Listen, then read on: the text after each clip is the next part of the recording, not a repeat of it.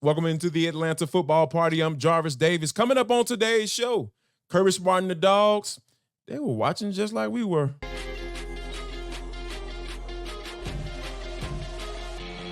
This is Locked On Sports Atlanta, and it's time for the Atlanta Football Party, only on Locked On Podcast Network, your team every day. Welcome into the Atlanta Football Party, your home for the best Georgia Bulldogs football talk. It's local insight you can't get anywhere else but right here at Locked On. I am your host, Tenitra Batiste. Alongside me are Jarvis Davis and our newest Dogs analyst, Brian Gebhardt. Welcome to the show. Brian, of course, has been covering the Dogs for the last 7 years, so we are excited to bring him in and be a part of our Bulldogs coverage team. Today's episode is brought to you by FanDuel. Make every moment more. Right now, new customers get $150 in bonus bets with any winning $5 money line bet. That's $150 if your team wins. Visit FanDuel.com/locked-on to get started. And of course, the Atlanta Football Party is part of the Locked On Podcast Network, your team every day. Now, guys, this little part is not so much a party, but we'll turn it into a party eventually. But it has been 728 days since we woke up on the second Tuesday in January, not reveling in the glory of another Georgia chip. But alas, the 2023 college football season has come to a close, came to a close last night with a brand new champion. Michigan, of course, number one, beat number two Washington 34-13 to earn that school's first natty since 1997. So they're long overdue, but we will go between the hedges and not just talk about that, but we're also going to talk about an addition to a key position group for the Dogs, and we'll talk about what's next up. But first, let's talk about our takeaways from Monday night. Jarvis, what did you think about the national championship game? Was it a classic for you? Was it what you expected? What did you think? What was your takeaway? To be honest with you, just the way that Michigan's defense played, I know people were kind of complaining about how handsy they were, but man, I never complain about DBs being aggressive and getting up into guys' faces, especially you had to know that was the game plan coming in, because with the way Michael Penny's been playing as far as being the Heisman runner-up and what he was, the wide receivers that he has, one of those guys is probably going to go in the top 10 in the first round of the NFL draft. So when you think about that type of talent coming in, you understand why the message that Harbaugh was sending coming in, like, hey, we got to be aggressive. We got to be getting these guys' faces. And that's what you saw play out. And I think that was the cool thing to see, because I know one of my college teammates, he's been talking about Michigan all year long. He's watched every game, and he's been trying to tell you, like, Jarvis, man, the defense is real. I'm like, it's Michigan, man. Come on, man. What are we talking about here? Right. But to be able to witness what they've been able to do in the college football playoff and against Ohio State, just those few games right there just lets you know that, hey, these guys were for real, and some of those guys are coming back next year. Yeah, and that's the scary part. And Jarvis, I can understand. In your defense, it is sometimes challenging for us if all three are being honest. We might have some SEC bias here and there, and also and you can say, in addition to the SEC bias that we have, knowing that Georgia and Alabama, I mean, and I'm giving them as the example because those are the top two coming out of the conference. When we look at those defenses, especially how Alabama's defense improved across the season, and even Georgia, remember, having to be compared to last year, kind of took everybody a minute to see kind of the standouts and what they were about. I can understand how you could think to yourself, yeah, Michigan, okay, fine. I mean, who'd you really play? Dial us up when you get to an SEC team. Well, you got one last weekend, and you worked your magic, and then you worked your magic again, to your point, Jarvis, against a very, very potent Washington offense. And to his point as well, Brian, an offense that had the Heisman Trophy runner-up, who we also saw in his conference championship sling it all across the yard.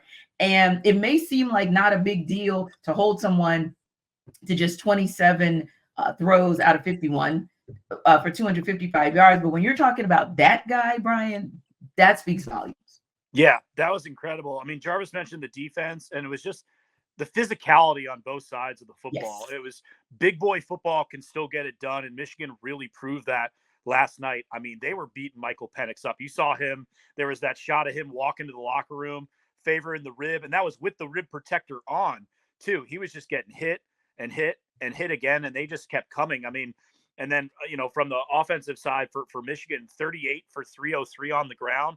That could have easily been 50 for 400. I mean, they also had 4 scores with all that yardage.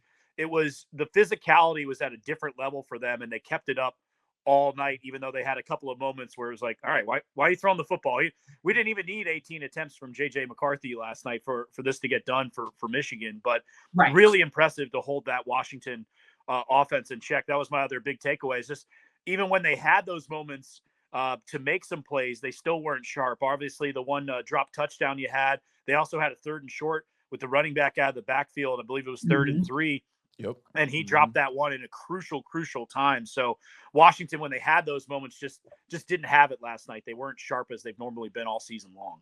Right. I want to ask a couple, just kind of follow up on what you said, Brian, because that's how I felt as well. Like, it was big boy football all day, every day. And granted, I was a little bit of an SEC hater, so I like stepped away for big clumps of time because I was like, I refuse to watch it. Yep, I was that person, big baby. But when I did watch, it really was impressive. And we say this all the time. It may sound very, very cliche-ish, but you just hit the nail on the head. It was big boy football. We say all the time that, hey, the game is won in the trenches. Oh, no. Michigan won that game in the trenches on both sides of the ball. Like you said, they imposed their will to the point where something that was probably rudimentary, probably very basic 101 for Michael Penix and his receivers and his running back coming out of the backfield, to convert that's like money in the bank for them. But at a point, you just get shook, and you're probably looking over your shoulder, kind of feeling the ghosts of the defense saying, oh, hell no, they're probably going to come for me again. And it rattles you a little bit. And then, like you said, that could have easily been 303 yards on like 38 carries could have easily been, like you said, 50 carries for 400 yards and then some. And it made me kind of think, we live in an age, whether that's college ball or pro ball, where it's all about the QB. But this was a situation where it was kind of going back to old school, just manage the game. Just make sure you don't make any costly errors, and we will take care of the rest with the run game, and we will take care of the rest on defense.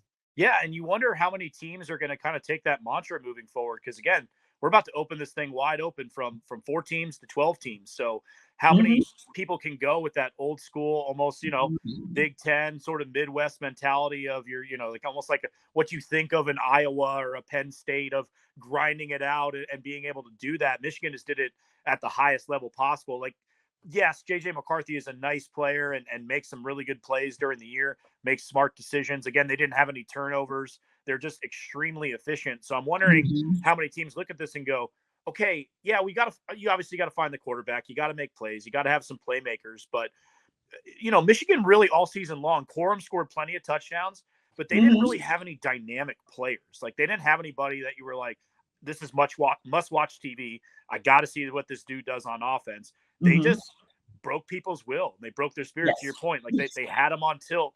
Even when you got to the point of, like, that play in the second half where the questionable holding call on the right tackle there for Washington, and you got Penix throwing this flat-footed dime, 30 yards down the field, and they took that back, and it's just like, man, that's our one moment that we got taken away.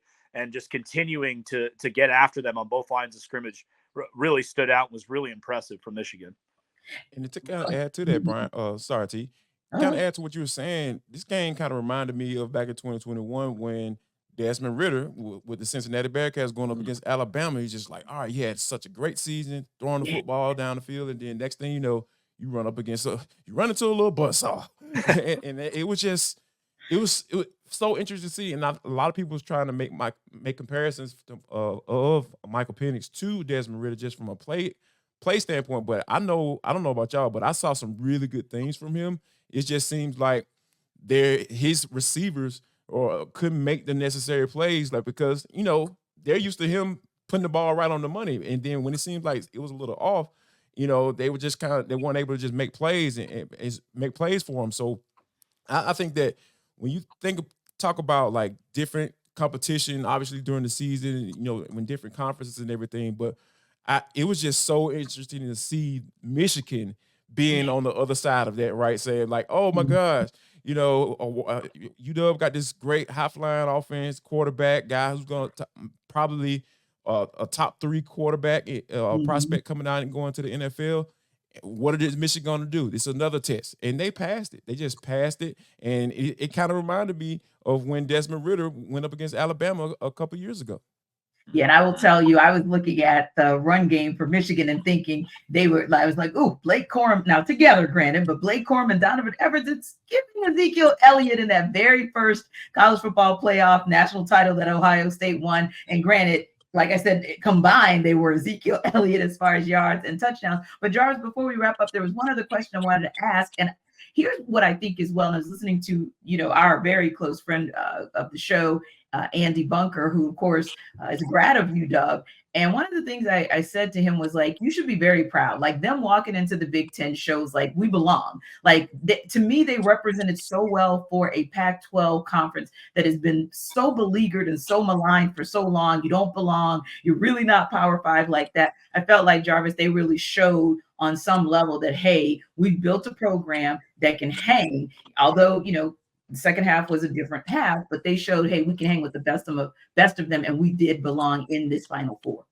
And shout out to Caleb DeBoer as they get ready to go into the Big Ten. So this is what they're gonna have to get used to. So if this is a sneak peek into what we're in for, Big Ten is gonna be very interesting going forward, because this is really part of the game, right? Because you see UW, although they will be able to take advantage of from the interior offensive line, they've always had some guys, some NFL worthy offensive tackles. Number 55 last night, and then obviously down here we're familiar with Caleb McGarry. He's come from over there. However you feel about him, he's an NFL offensive tackle. He got re-signed, so those are some of the things that you think that's what you need, right? And especially up front in the Big Ten. So it was really a cool sight to see UW going in there and competing like they did and spanking Texas like they did. Because we remember what happened to UW last time. I remember Andy. He was very, very down when they went up against that buzzsaw in a college football playoff. So I think those are some of the things that you look for when you're thinking about, okay, can this team compete in this conference? And I think they answered that question as well. Indeed. And we're going to talk a little bit more about next season. Yeah, we're already on to the next one because there's a lot of cool stuff that's always going on between the hedges. We'll talk about it on the other side.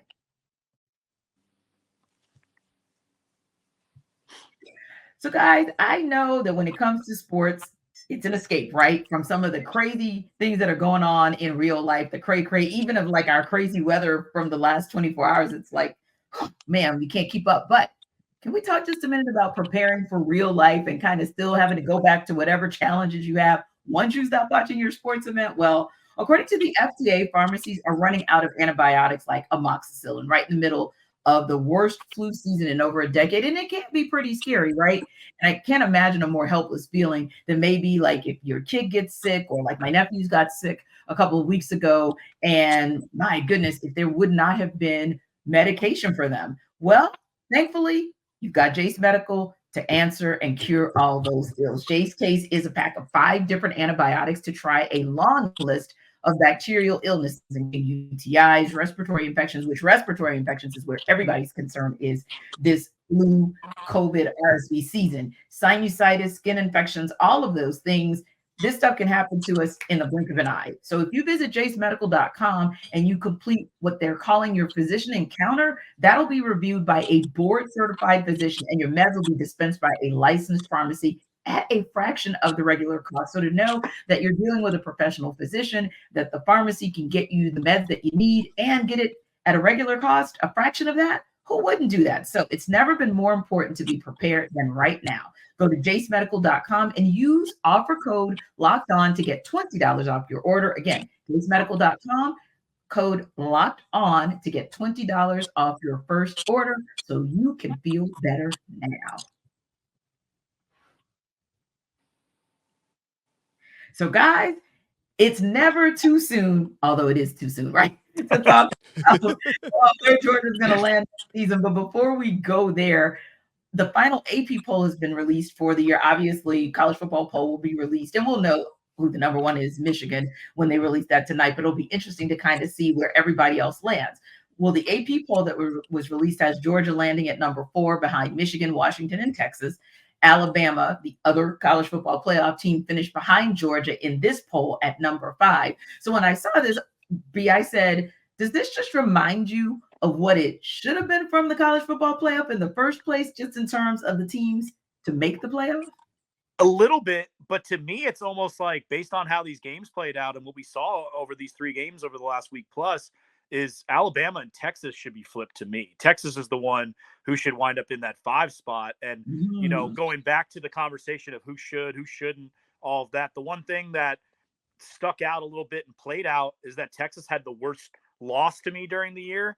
And that wasn't talked about enough. We kept talking about best win, best win, best win, but we didn't talk about worst loss, which is the one that Texas had. So, but to that point of, I think the way that this whole thing played out, and I'm even, I've got, I spent some time in Chicago, so I've got a bunch of friends that are diehard Michigan fans, and they were having a ball last night.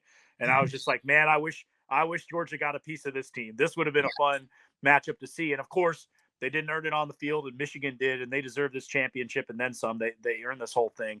But I think it should have been like that. But I think it should have been Alabama and Texas flip the way that these games played out. I think Bama should have been 3 based on beating Georgia right away in that spot. And then what do you think if you're the FSU fan? I mean, I know that we had the Orange Bowl and that and what happened, and it's hard to break down everything that happened in that game. But if I'm the FSU fan, I'm the one still sitting there like, man, we should have gotten this chance. We should have gotten this opportunity. And who knows how it would have played out. But I certainly still think Georgia was one of the best 4 teams this season.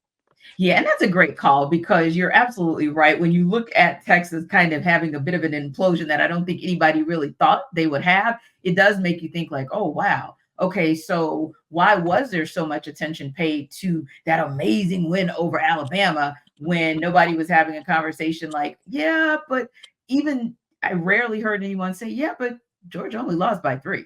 I mean, Georgia didn't exactly get smoked by Alabama. So, you're right. The comparison contrast seemed to lean more heavily in favor of the win that Texas had against Alabama versus, okay, but you did lose a game. You didn't come into the CFP undefeated. What about you, Jarvis? I mean, when you look at that poll and you see where Georgia lands, does it just, kind of make you go, dang? And also to BG's point, I think that even looking last night, I couldn't help but say, I mean, I don't know that Georgia would have won it, but I darn sure know it probably would have come down to I felt confident, like, that would have still come down to a final possession or something.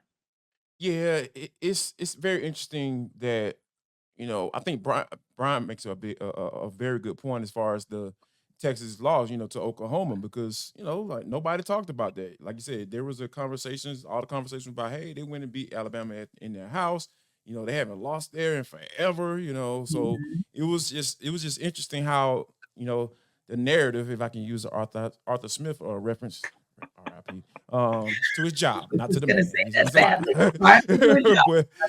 He just lost a job. But I think it's, as far as those narratives go, is another thing that I thought was kind of interesting with Texas winning the Big 12 championship. Like, that was an automatic bid when it had never been before.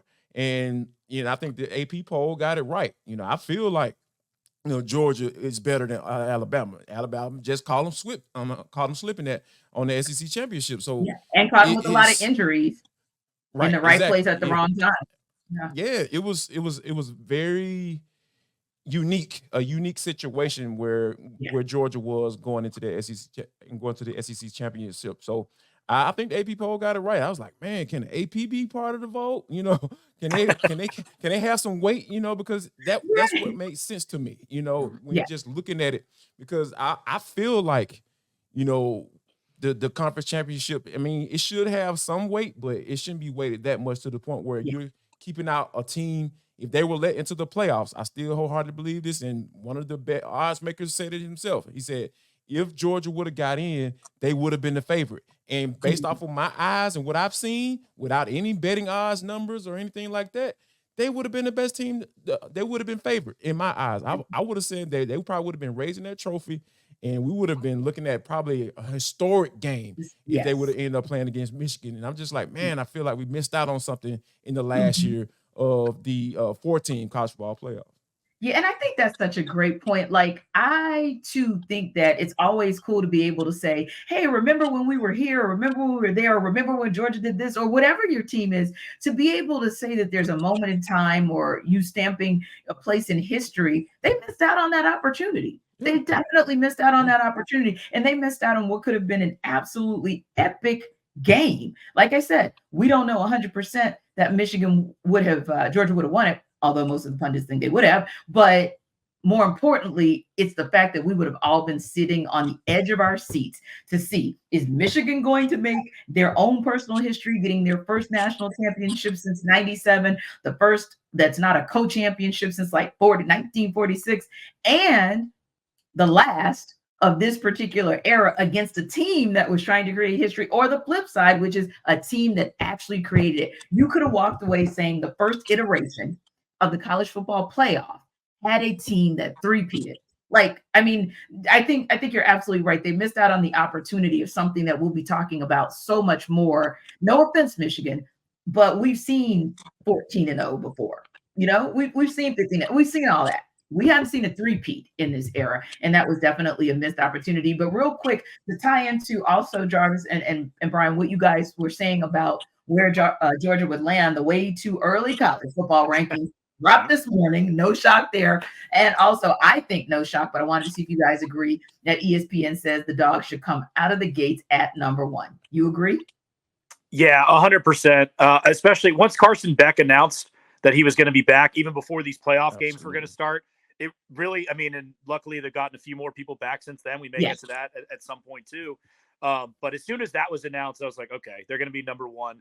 And it couldn't have been 5 minutes, guys, until after the game. And I got the little update from ESPN or one of the other apps on my phone, and it said Georgia betting favorite to win championship. Yes. And I'm like, we haven't even interviewed Harbaugh on the stage yet, Nope. guys. Like, can I wait till the morning? Can we have coffee until you're giving me betting odds for next year? Like, let them have this night. Let them have this moment. But I just think the idea of Beck coming back and what that offensive line is going to look like, and a handful of pieces on defense as well, that Georgia is going to be the team to beat next season. Indeed. Jarvis, you agree? Absolutely. Yeah. I think the determining factor was definitely the quarterback, because, Michigan, looking at Michigan, JJ McCarthy is rumored to be headed to the NFL, and they're talking about what type of prospect he's going to be on the next level. Right. And once that quarterback rolls out of there, I'm always with the vet. I always roll with the vet, man. I think that what Carson Beck deciding to come back and what Georgia is bringing back, this year, and these all the young players that got all that playing time this year, and for them to be able to lock those guys in the transfer portal, Kirby Smart has been doing some work. So I think, I'm not surprised at all that Georgia is the number 1 ranked team preseason already. Betting odds favorite for sure. Indeed. And we got another reason that we think that they are dead on correct with that number 1 rating, but we're going to tell you guys about that on the other side.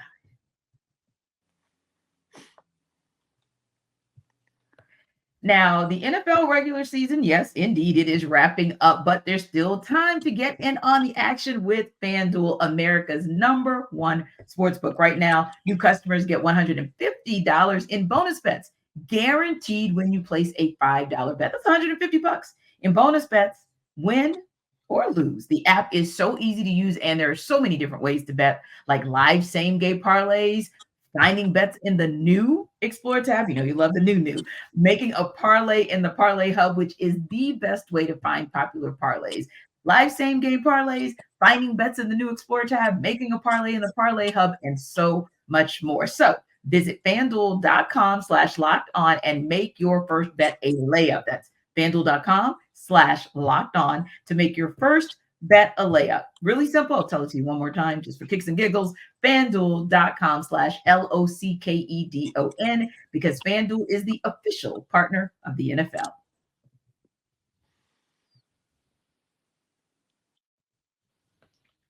All right, guys, like you guys said before the break, the QB play is so very important. And one of the things that Kirby Smart said as we were wrapping up the early December National Signing Day space, and also as the portal kind of opened up but then kind of slowed down a little bit, is he was looking for that 4th piece in that quarterback room. So yes, you absolutely are right. You've got Carson Beck, you've got Gunnar Stockton, and this is great, right? And I don't even want to jack up his name, so I'm just going to say our guy from up top and keep it pushing. Palisi. I think it's well, you know what? Puglisi? Good Lord. Because there's a Palesi who's going into the National College Football Hall of Fame, and that name is on my mind, right? But yeah, so you got 3. And so Kirby was talking about the fact that he really wanted another to round out the 4. And we just got word last night that Georgia landed at 4th QB, Jade Maiava. I got that right. Jade Maiava, who started as a redshirt freshman at UNLV this past season. He's committed to play for the Dogs next season. Do you guys feel like, Brian, the Dogs have now that competitive, complete QB room that Kirby was referencing, or are the Dogs still kind of in need of another signal caller? No, I think they're in a really good spot now. And I think this is simply a depth piece. I wouldn't read into it much more than that. And it's just, to that point, it's competition at practice. It's, injury protection. It's bringing in a new guy. Okay, what can this guy do in our system? Productive out there. What can he do here for us? I still think it's no threat to Gunnar Stockton being the number 2 quarterback in this room. I think it's just simply a depth play. Let's see what this guy's got.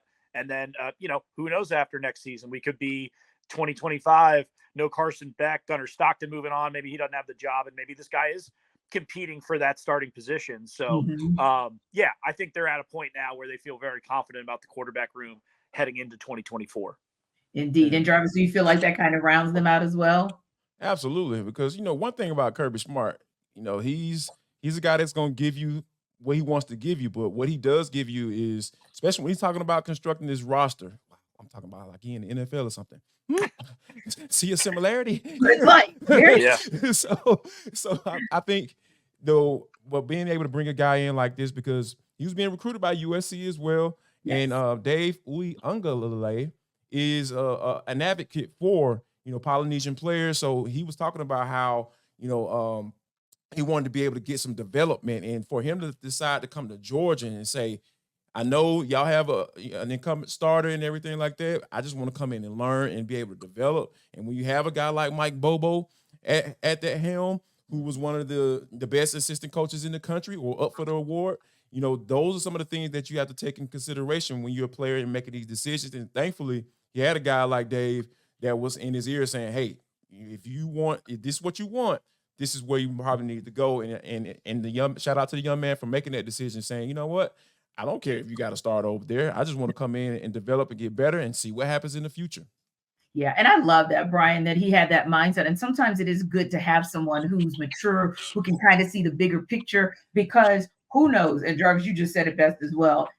And you don't know what's going to happen. If you have an open mind and you're willing to be developed, how many times, Brian, have we seen over this entire NFL, the entirety of this NFL season, of course, with the Cleveland Browns being the best example, they went through 4 quarterbacks. They're on quarterback number 4, and they find themselves in the playoffs. So you never know. You may become a serviceable backup. Last time I checked, you serviceable backup for 4 years in the NFL, you got a pension for life.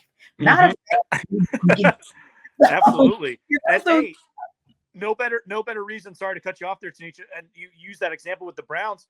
Look at what happened to FSU this year. I mean, you could be sitting in that spot. The quarterback is staring at a monster game and a huge opportunity, because say that quarterback played better in the ACC championship and they blew out Louisville by 3-4 touchdowns, that would have gotten that team in the playoff, and who knows what that would have wound up being for them. So it's a physical sport. Things happen. People get hurt. So being a third quarterback on a team that's got a chance at a national title race, you never know if you're going to get in there and get significant snaps or not. Yeah, and it also season, BG. It is a long season, and you know what else is long? NIL money when you're with Georgia versus UNLV. Just saying, saying.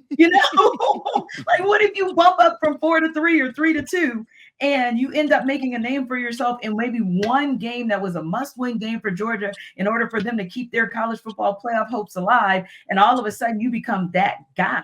So you're absolutely right. I love this kid's mindset, and I love that he has some people who are also thoughtful around him to make a good decision for him, which on paper may not look like the smartest thing. Hey, you're not a starter anymore. Because I was listening to some of his former teammates, and they were just talking, glowing things that they say about him, that he's very mature and that he's got a weapon. And so, yeah, you can use the weapon maybe a little bit better in that space, but sometimes you do have to have people around you that can kind of see the bigger picture of what could be. Now, speaking of the bigger picture, we know that we're going into kind of that space of time where we're going to be looking kind of to see if there's any more buzz between now and the National Signing Day in February as kind of a mile marker. And then another mile marker would be as we're getting closer to the red and black game. But kind of what do you guys look for in what we'll call the college football off season that's officially started?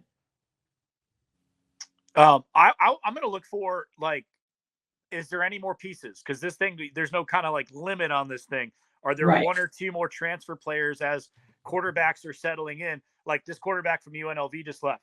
Are any of his receivers coming with? Are they going elsewhere? Are they going to go to this spot? You had the receiver from Louisville who he's in the portal. I didn't see where he wound up. I think he was waiting to see if DJU was going to go there, but he wound up at Florida State. So you still have those like ancillary pieces of, okay, this is happening. This is happening. And even look at the team that won the national championship last night.